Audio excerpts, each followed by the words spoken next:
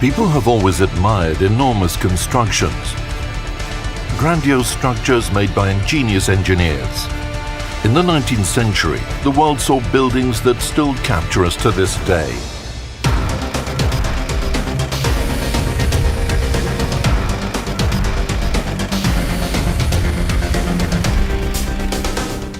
Gigantic architectural buildings continue to conquer the world. So what about tanks? Did engineers create anything so big it still strikes us with wonder? Historian Yuri Bahurin knows exactly just how big combat vehicles could have become and why this didn't happen. The concept of this vehicle occurred to engineer Nikolai Lebedyenko at the beginning of World War I. The idea was to create a powerful combat vehicle that would be able to break the enemy front line using its cyclopean size. In January 1915, the design of this wonder vehicle landed on the desk of Russian Emperor Nikolai II, and the previously unknown engineer Nikolai Lebedyenko brought the emperor a mechanical miniature of a combat vehicle.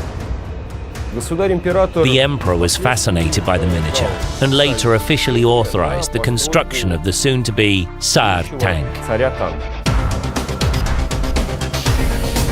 Lebedyenko's Tsar Tank was also known as Niet, a genus of bat. It was a rare instance of bypassing all the red tape and heading straight to the decision-maker. It's a generally known fact. The emperor and the engineer cheerfully played with the mechanical toy, running it on the floor, watching it surmount improvised obstacles made of piles of books. After that, they parted as best friends. The engineer was given a hefty sum of money, an absolutely incredible amount, even for the time.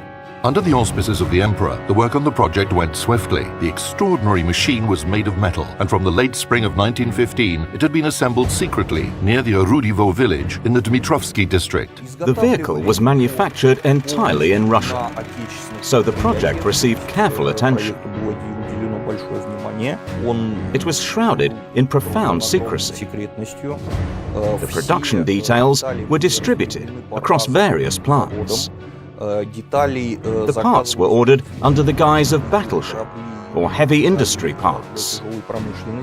The tank was designed to have a top speed of 17 kilometers per hour. To set the vehicle in motion, the engineers used the engine from a destroyed German Zeppelin. The engine moved gigantic spoked wheels that spanned 9 meters in diameter. The rear roller was significantly smaller, about 1.5 meters. The upper stationary machine gun turret was nearly 8 meters above ground level. The T-shaped hull was 12 meters wide.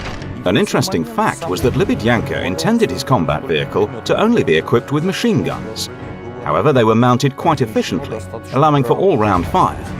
Another set of guns, positioned on the underside of the tank, made covering fire possible.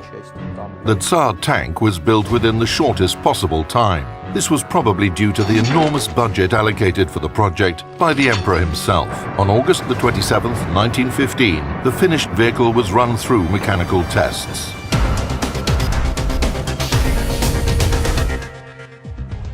So here we are. The engines are running. The Tsar Tank takes off, successfully breaks a young birch tree with one of its wheels, and keeps moving confidently on a corduroy road, a road made of tree trunks laid across a swamp. However, the moment it goes off the corduroy road and onto boggy ground, the vehicle becomes hopelessly stuck. The rear roller and the tank's tail, weighing almost 40 tons of the vehicle's total weight, gets bogged down in the ground. The tank was skidding hopelessly, and, as far as is known, the attempts to retrieve it failed. The Tsar Tank's main flaw was its construction, which later led to failure in its trial runs. The fault lay with irrational distribution of weight, with the vehicle's highest weight being placed at its tail.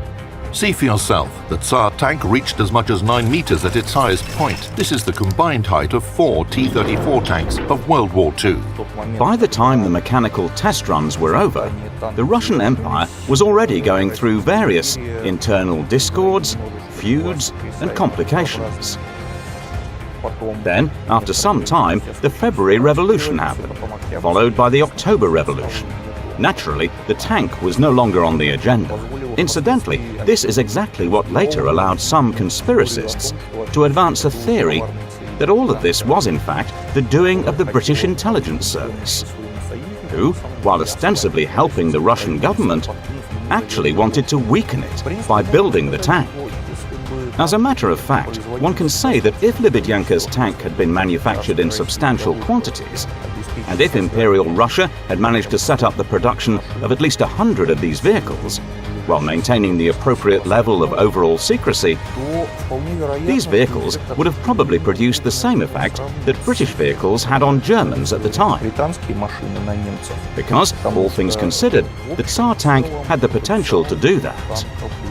The Tsar Tank project was extremely exotic, even by the standards of World War I, with its revolutions in military art and technology.